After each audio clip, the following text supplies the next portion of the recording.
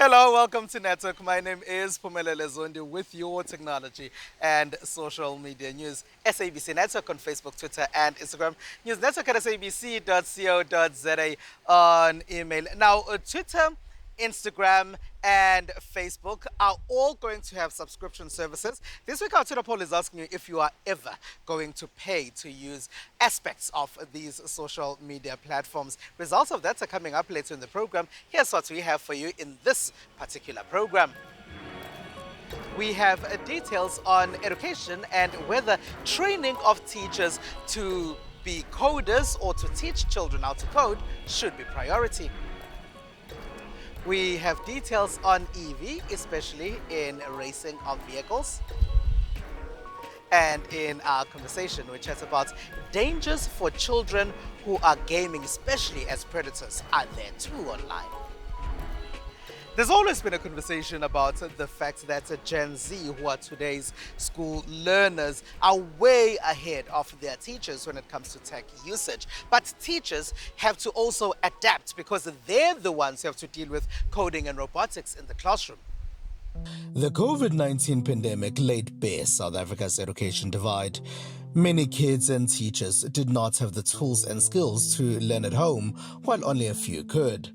Also, the digital economy proved to be really successful during this period.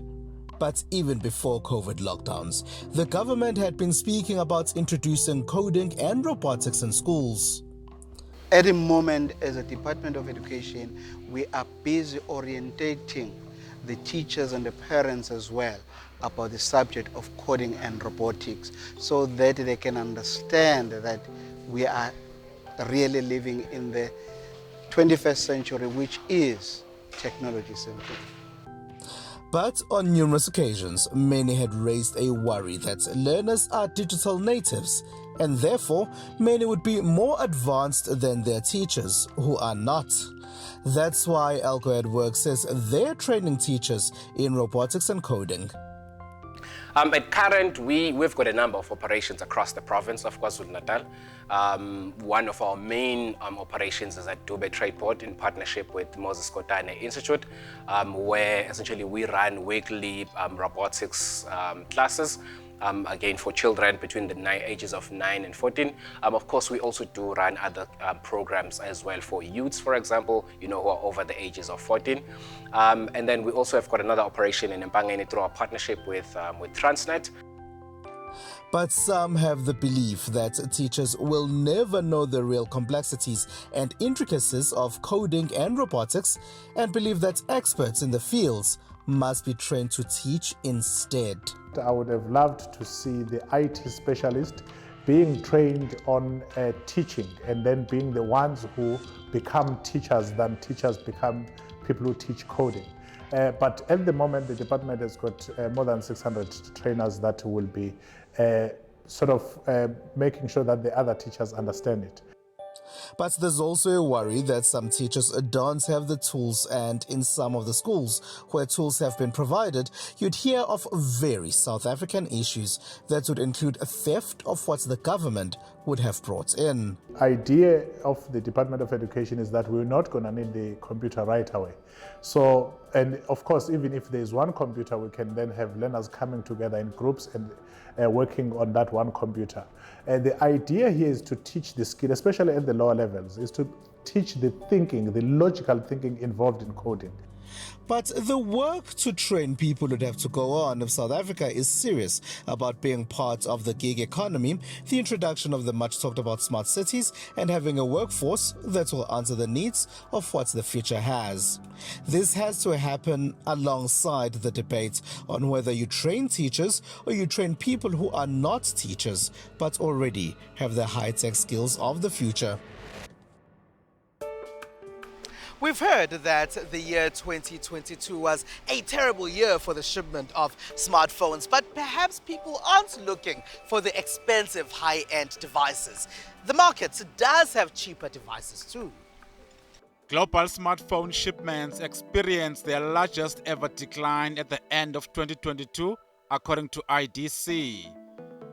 Many in the industry say the declines can be attributed to a convergence of economic factors such as softening consumer demand, inflation, and a looming recession.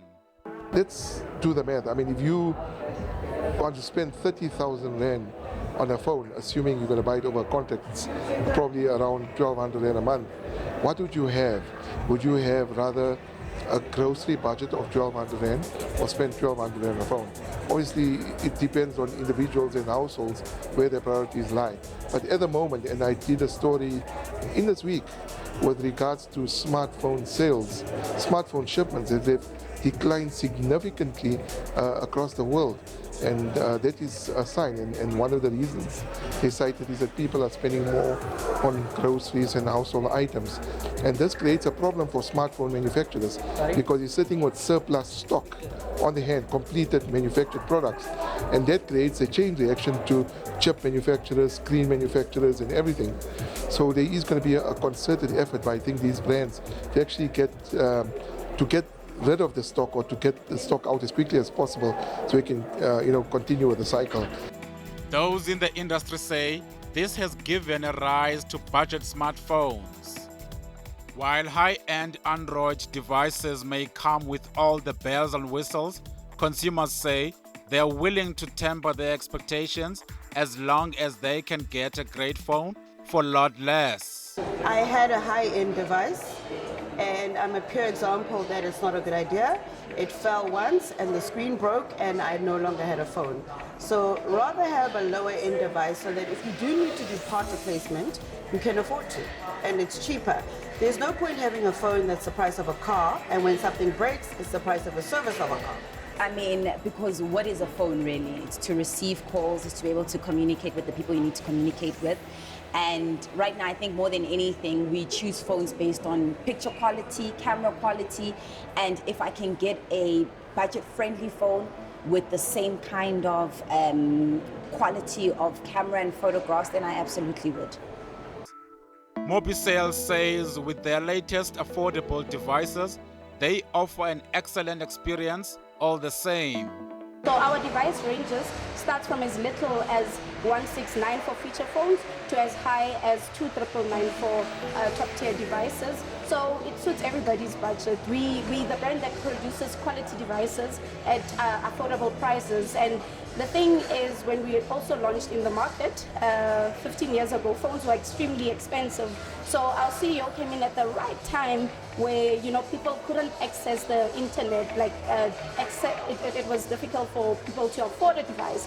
So when we entered the market, we served for that price bracket to bridge that digital divide and ensure that the mass market also get catered for. And now with the evolution of the brand and growing, we're now even introducing more of our different devices. The VX20 offers a range of value-added features and powerful specifications at the accessible price. In the digital space, and everyone loves taking content, so they definitely need to look out for our camera, 48 megapixel camera. It's got enough space as well, 64 gig space, and dude, the design is absolutely stunning. Analysts say companies like Mobicel are making stronger and stronger devices that are everything consumers want in a top-end device. The first Africa E-World Mobility Championship took place in Cape Town recently, and there are a lot of electric vehicles there. Producer Lebo Mukumela was there for us. It is a new era in the motoring industry as Africa experiences its very first Formula E World Championship here in Cape Town. This is a racing series that promotes sustainability and clean energy. We spoke to motoring enthusiasts at the event, and this is how they expressed their excitement about the E-Prix World Championship.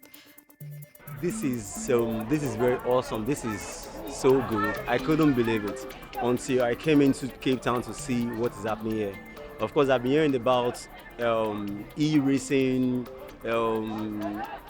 Formula E. I was like, what is it all about? Of course, I read about it on Google and okay, fine, let me experience this for the first time. And when I came, it's just unusual, not like how every other Formula One or Formula A that we've been saying before, which we use they use for. This is just electrical. You have to charge the battery of the car before. But something about it which is very, very amazing to me is the drivers have to manage the battery, and they still have to drive and make sure they get to their end point. So what is telling us is that technology is here to change our lives, and we need to embrace it and move with the times. For me, it's very exciting. Like, I mean, anything electronic vehicles or electromobility is very close to my heart. So for me, this is right up my alley, and I completely understand what it's all about. And us having the first one ever here on African soil is just amazing, man. There, we were also introduced to e-power technology by Nissan. E-power is a unique Nissan technology where we combine electrified experience, electric vehicle, with an internal combustion engine. The key is that it's the electric motor is directly linked to the wheels, and it's not like a hybrid where at sometimes the internal combustion engine drives the wheels and others the electric motor drives it. It's 100% electric driven with an internal combustion engine that charges the batteries through an inverter. That means you don't have any range anxiety. The Qashqai has a range of over 1,000 kilometers, but you get the full electric vehicle experience, the quietness, the responsive driving. So it's an electric vehicle without the range anxiety. A good move towards promoting sustainability and clean energy, Formula E showcased opportunities of alternative energy, especially in a country marred by power supply infrastructure issues like South Africa. The whole Formula E and E-Prix thing is based on green energy, essentially. So, I mean, even though we do not have a steady supply of, power, there are other alternative sources where you can get it from. There's solar, there's wind, there's hydro, there's so much more that we can do or we can get power from. So that actually allows us to explore those avenues and make these kind of things possible. We understand that it's going to be a very important aspect of bringing the vehicle will be the educational aspect of it. So communication, discussion, what we're doing here today, introducing you guys to e-power is the start of that. The inaugural Formula E race took place in Beijing, China in 2014, and Cape Town hosted the 9th season of the series from the 25th to the 26th of February 2023.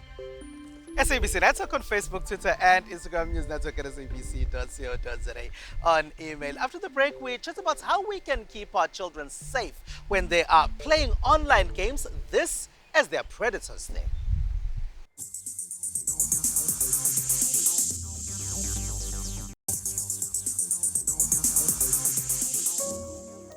It's SABC Network on Facebook, Twitter, and Instagram. News Network at sabc.co.za on email. Welcome back. Now, a British social welfare group, Catch-22, says there are a lot of illicit things that happen in online gaming. They speak of grooming of children in those spaces, and they also speak of drugs and gangs that are also operating them.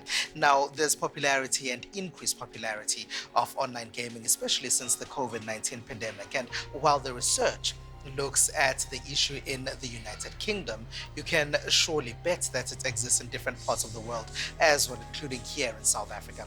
Now, to help us understand the online gaming space some more and what these issues could be about and how they can be resolved is Kim Chulu, who is an online games developer. Hello, and thank you for being a part of our network, Kim. Now, maybe you can start by telling us about the assistance that online gaming has on children.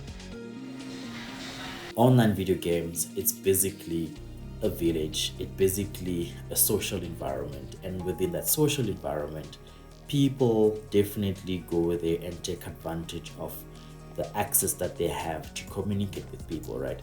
With online video games, you find out that you've got access to chatting with other people. So you've got voice chatting that you can have with your mate or people that you invite. Some of those people you never know. Some of those people you would have, never ever played with. And that's the part there which there's no more boundaries. There's no more limits in terms of who you then get to invite to play with you, who you then get to have as the friend that you can share your details with. Now, Catch-22 is worried about these illicit things that are going on over there. What sort of dangers could happen or could exist in online gaming? Police are actually arresting young kids. We're speaking about teenagers. We're speaking about kids between 13 to 17 years old kids that are finding themselves being used to transport drugs. And that is because the syndicate, the people that are using these kids to transport the drugs, are using the same mechanics, right, that you would find in the game. Those mechanics are literally, listen, would you be comfortable to take this package and then deliver it somewhere, and we can give you virtual token, or we can give you 500 euros worth of this particular thing. Kim, how can you ensure that children are safe from predators when playing online games? Supervision becomes a very important thing, especially for young kids. Supervise what they're playing, check on the settings, be involved, check on the settings, privacy settings, check what you would allow them to have access to and what you wouldn't want them to have access to. All that are also allowed when you actually have online gaming, because the companies that are building these games have the duty to ensure that they give full access to a player to choose how they would want to play and how they would also want their privacy to still be kept as secure as supposed to be. Would these limitations that you're speaking about here not be reason enough to have age limitations, or perhaps are there age limitations? We have to take certain measures to ensure that looking at what age restriction is set on this particular game should be followed. If we are aware that the game has got a certain restriction, then that would actually be what you can allow your kid to play, and that is very important. And is there anything that law enforcement can do to assist? If we are aware of all these big dangers that happens, a particular country should be able to make requests based on their particular environment, their particular demographic, and their own challenges. What would be an appropriate age restriction for X amount for these type of games, or X type of games?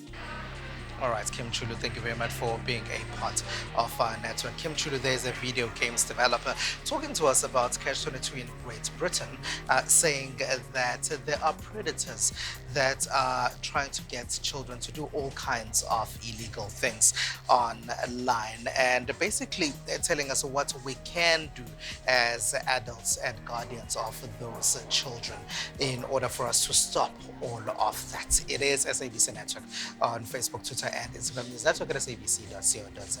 Amen. Stay with us.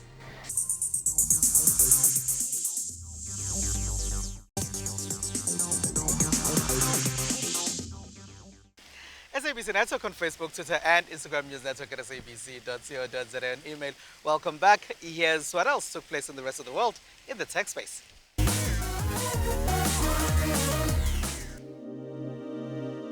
Thousands of people attended the Mobile World Congress Technology Fair in Barcelona.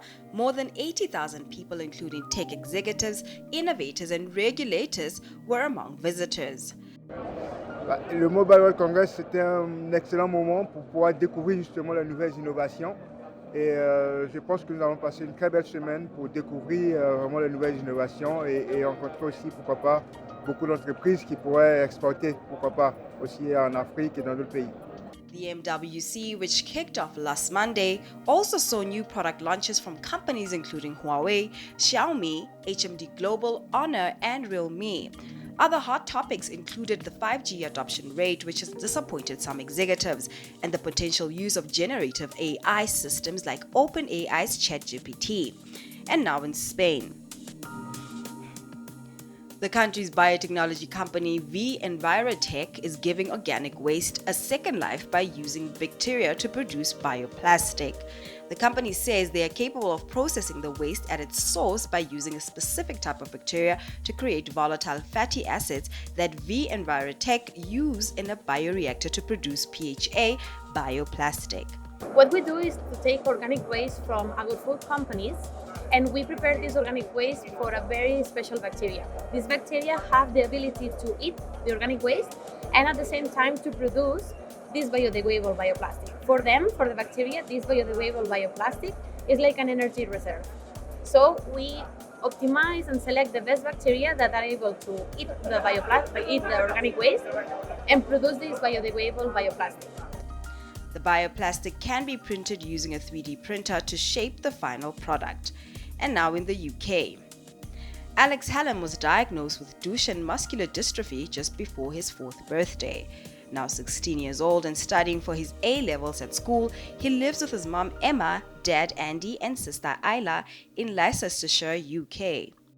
So Duchenne muscular dystrophy is a childhood life-limiting muscle wasting condition. Alex, my son, was diagnosed with it shortly before his 4th birthday, and it affects generally the legs to start with, so walking becomes more difficult. He's never really been able to run, and jumping and things like that have become very difficult as well.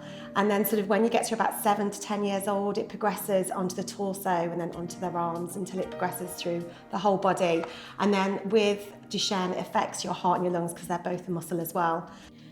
Alex is one of the first people to try on the prototype. He thinks it will be able to help him with everyday tasks such as brushing teeth, combing hair, and making a cup of tea.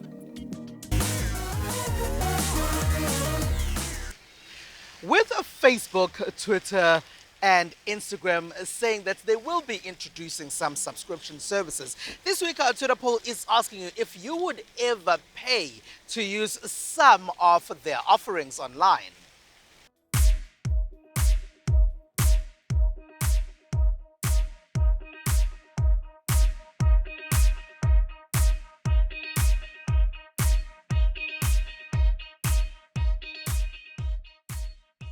That's it. That's all we have for you. Find us on SABC Network on Facebook, Twitter, and Instagram. It is News Network at sabc.co.za on email. From me, Spumele Lezondi, and the rest of the team. Bye-bye. Have a good one.